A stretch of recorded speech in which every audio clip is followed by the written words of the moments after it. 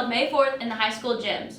They will begin at 2 p.m. and the doors will close at 4:15. It costs $20 cash only per student, and an additional $20 for EKGs.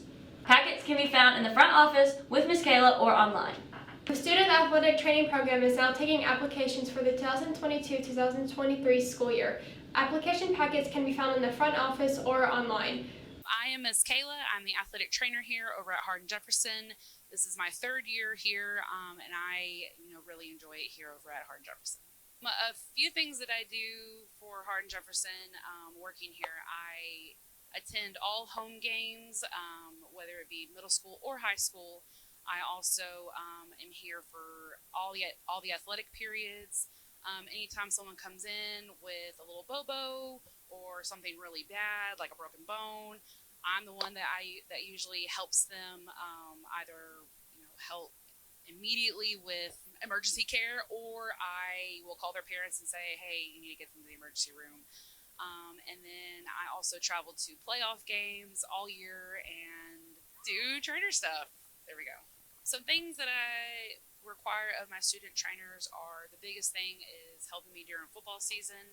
We have a lot of equipment. We have a lot of athletes that we have to take care of. Usually volleyball is going on at the same time, so sometimes I will have them space out and be my eyes on the field while I am taking care of other injuries or setting up other things. There's a lot of standing, carrying things around. We're out in the heat, the cold, the wind, the rain. It is a lot on you physically, but nothing beats those Friday night lights when you're out there on the field watching your friends and your teammates and your classmates play football, play volleyball, any sport that you're there for. It's a lot of work, but it's very rewarding whenever you get those dubs and you get to go out there and celebrate with everybody. So that's just some things that the student trainers have to do. My most memorable moment this year was during the student trainers Christmas party, where we did a X Games, pretty much of Christmas games, and both teams were tied, and then I revealed the secret tiebreaker game that you could totally tell everybody was really shocked that I had even thought that far ahead, but I did. And then Kaylee's team lost, and she was really mad about it. Seniors, turn in any proof of scholarships you have to Ms. Coates in the counselor's office. These will be included in the senior awards ceremony. The last day to turn them in will be May 13th. Seniors, May 3rd is a late start. Arrive at the gym at 10 a.m. with your cap and gown and your college t-shirt. Hey guys, our yearbook is published. Buy a yearbook into May. Go. Don't forget to buy a yearbook. We get to buy a yearbook. Go. Buy a yearbook. Don't forget to buy a yearbook. Yeah. Make sure to buy a yearbook. Buy a yearbook. Yearbooks are still on sale. Get yours before it's too late. See Miss Ocella or a yearbook staff member. Yearbooks are $75. The Starlight Spring Show is this Friday at 7 p.m. It costs $10 to enter. Hi guys, you're invited to the annual HJ Art Show. The art show will be held Thursday, May 5th at 6 p.m. See you there. We'd love to see you there and come out and support. The art show is Thursday, May 5th at 6 p.m. in the HJ cafeteria. Come out and support your art students. Hardin-Jefferson High School is having its annual art show and art sale. Come see some of the many talented artists we have on campus. This is one of my favorite drawings by one of our most talented art students. We have many different styles of art, including clay, self-portraits, and many other ranges. Our students are very creative and unique. You should stop by. Come check it out. You're all invited, so make sure you stop by Hardin-Jefferson High School on Thursday, May 5th. It starts at 6 o'clock. Here are some of our amazing clay pieces done by many talented artists. You should really stop by and check them out.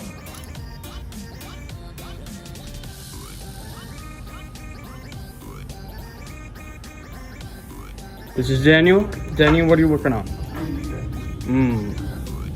Very creative, Daniel. Leave you to it. Nicole, what are you working on? I'm working on a scrap piece of clay and just kind of carving into it. That's it. Bryce, what is that? It's a mask. Got it from a show. Oh, nice. Nice. It's gonna cook clear whenever we dry this stuff. Like, yeah. Yeah, looks really weird now. It's not supposed to be pink. Oh, really? Yeah. Okay. So, the art show is being held here at Hardin Jefferson High School on May 5th, starting at 6 o'clock. Y'all make sure to come and enjoy. Everyone's welcome. Prom is Saturday, May 14th. Go see Miss West to get your prom ticket. Tickets will go up to $70 in May. The UIL Academics team traveled to SFA this past weekend and competed at the regional level. Many of the teams and individuals excelled to the state level, which will be held in Austin next weekend. Next week, we'll have more on that. The HJ Welding team competed at a series event this weekend in Vidor. Gage Munson and Braden McCullough came out in first place, while Carter Smith and Blake Hughes came out in third. Congrats to these students. Not only did they place, but they also earned some scholarship money. Good job, welding!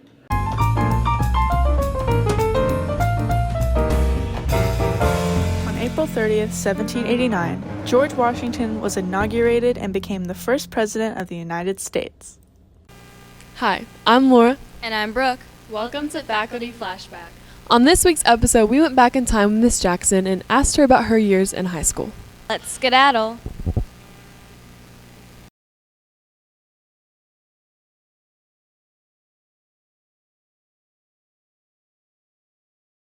I went to Westbrook High School. I graduated in 1994. I was kind of to myself because I like to stay away from all the girl drama. I played sports, though. I hung out with my athletic friends. I was in orchestra. Don't laugh at me. I wish they had that program here, but we just don't have enough of students. I would say English. I'm going to take a guess here. I'm going to say about 900. I would say discipline. Did you know? Believe it or not, scientists say that statistically every person has roughly 6 doppelgangers out there in the world. That means there are 7 people with your face, including you, out there. Now you know. Hi, I'm Connor Kirby, and this week on National Days of the Week, it's National Lookalike Day.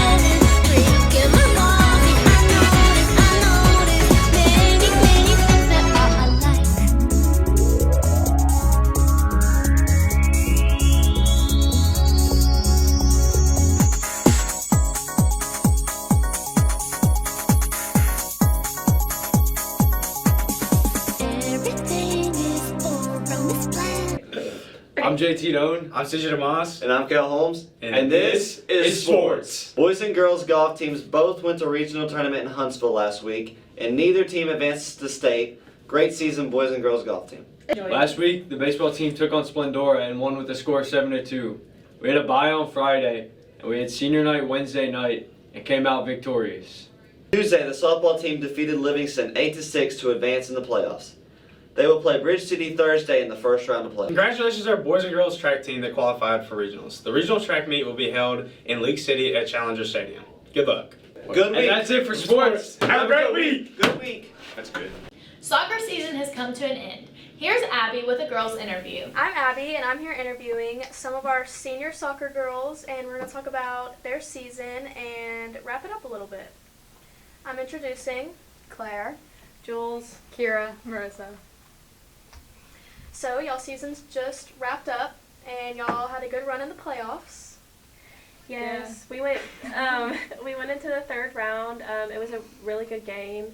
I believe we fought very hard, and yeah. We beat HF, then we beat Brazosport, and then we lost to Bay City, third round. We did have a better record this season than we did last season.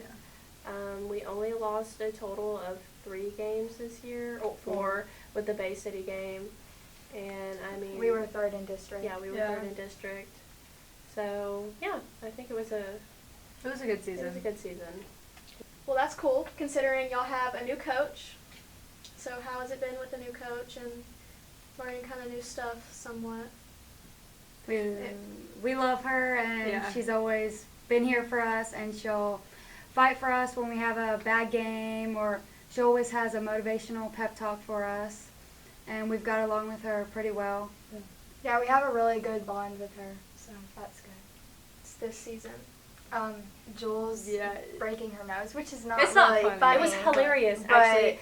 Wait, it was actually terrible. Let me tell Yeah. y'all what happened. So I got kicked in the throat, and I broke my nose, and then I went to the doctor, and the nose doctor told me that I had multiple different things wrong with my nose. So it's a blessing in disguise because I can breathe 10 times better. Yeah. Yes. There you go. She couldn't smell for like 2 years. And then she had to wear the face mask. Keira went out of bounds and straight up just like fell on concrete. When Keira got her concussion this season, all you could hear is, ah! Like right when she went down, and then she goes, guys, I'm so sorry, I didn't mean to do that. And we're like, Keira, you okay? But it's just like, she was like, I was a little embarrassed. And then Keira did fake an injury, and then she stuck her tongue out when the ref wasn't looking at a girl. Yeah, there were some 2 little losers, and they kept bothering me, so I faked an injury in front of the ref. Show them what you did. And then, so I was like, ow, ow, ow. And then I was like to that. And then the ref almost called it, but then, yeah, he didn't. We went to the Waller tournament, and there was this dude that had like a YouTube channel, and he guy's like, hey, like, what do y'all want to say? And Keira had these sunglasses on with a pillow. Sleeping on them haters. She literally carried a pillow from the bus. She had a pillow at the tournament. And like the dude was like walking around and was like, okay, and then she was like kept doing it. I'm probably on YouTube somewhere. He said he had a I already was subscribers. before. I don't know. I don't think that's true, but. Only Keira. Only Keira. Okay, one of my favorite memories also is I just took mine out like a couple days ago because it was Mine's literally still like right somewhere. here.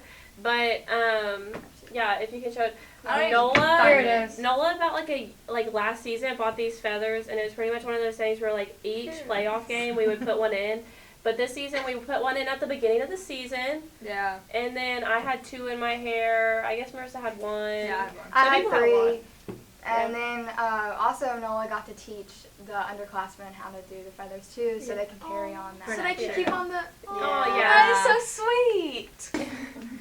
Okay. Well, thank you guys for coming in and letting me interview y'all. We're gonna miss y'all, and y'all did so good this season. Thank you. And yeah.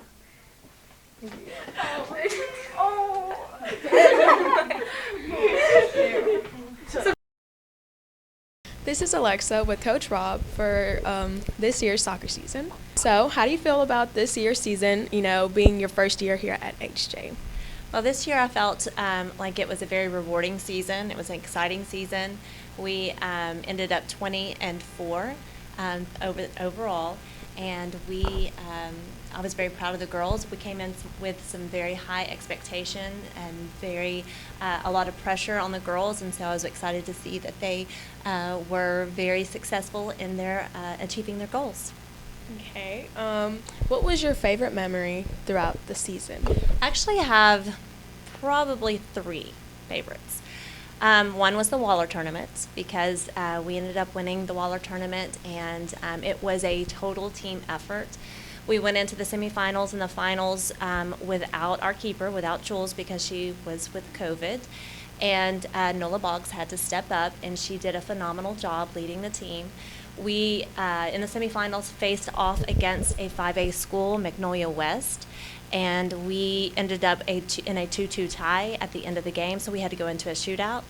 Nola saved 2 PKs to lead us to victory, so that's one of my favorite memories. My next one would probably be Lelia Jackson. And Lelia is typically a defender, so she did not have an opportunity in her high school career to score. So she finally had an opportunity this season because I moved her into a midfield position, which gave her opportunities to score. And when she finally got her first goal against Silsbee, it was exciting. You would think that we had won a major championship because she finally got her first goal. So that's one of my memories. And then, of course, when we play LCM. Oh, yeah. LCM is a feisty game, and there's a lot of bodies and a lot of people knocking other people down, and it's just a very tough game. And the second time that we played them, we were determined that we were going to win, and within the first 10 minutes, Jules was out because she had a broken nose.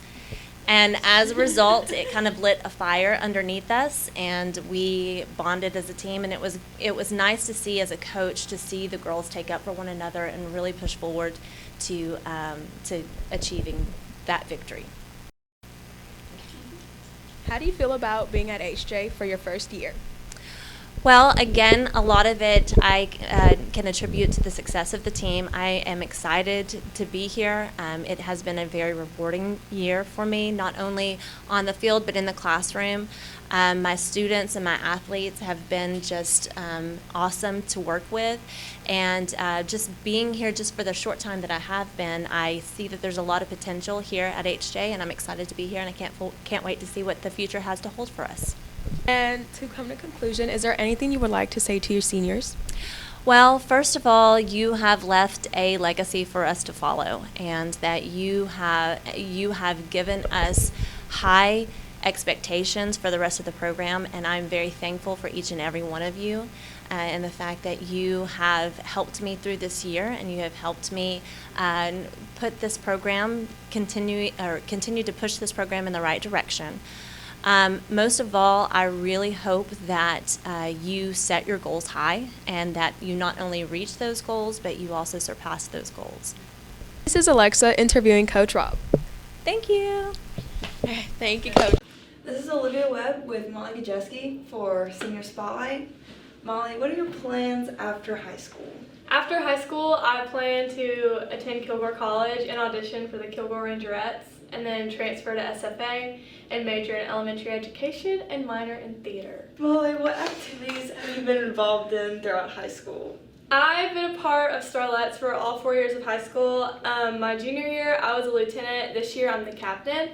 I've been in Yearbook for 3 years. I was treasurer last year, and this year I'm the editor. I'm an NHS, student council. I've been a part of the Hawk News team for 2 years now. And then freshman year, I was in one-act play. So, what is your favorite high school memory? Oh, I have a couple of those.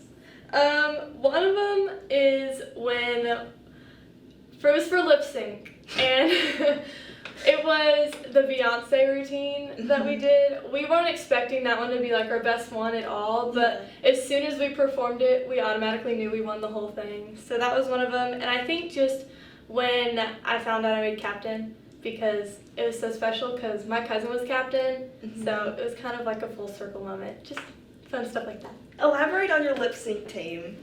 Throughout the past 4 years of being on the lip sync team, I think this year's and last year's were definitely some of my closest friends at the time. I didn't think I'd get so close with some of the people. I think just being around them all the time was just a really great time for all of us, especially for our very last time as seniors competing in Class Olympics, and then we took the dub, so.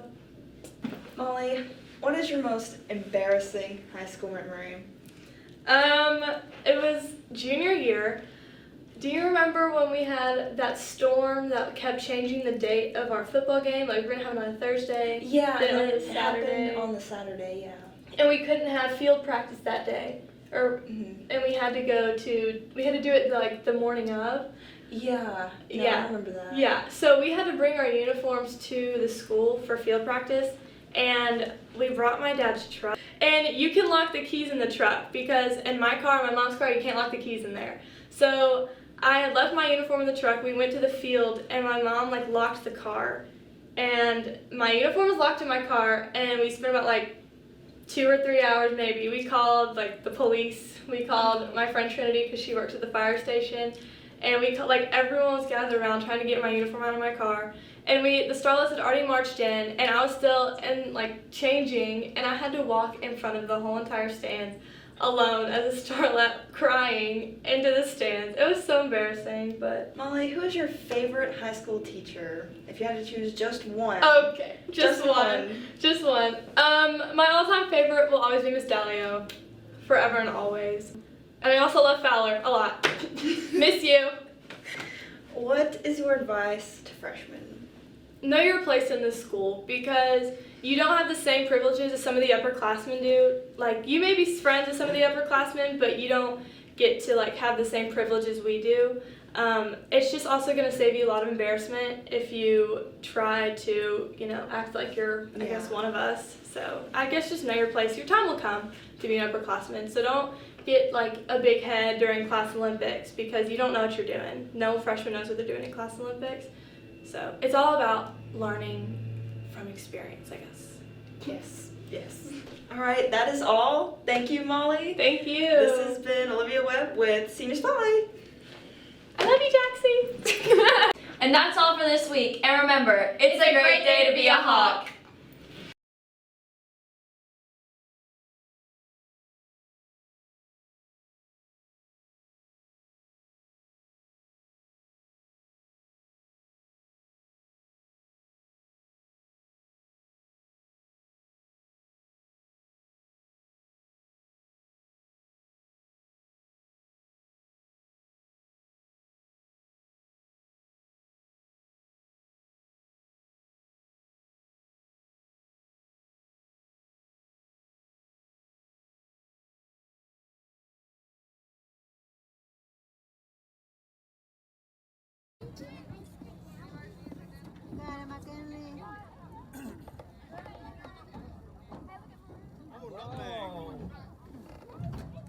Come on, Marissa.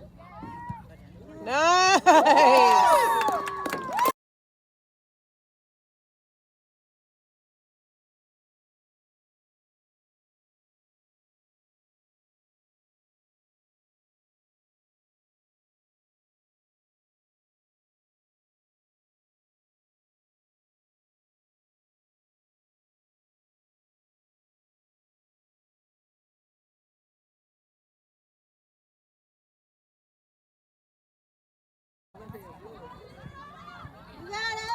Look at you go, Emberly.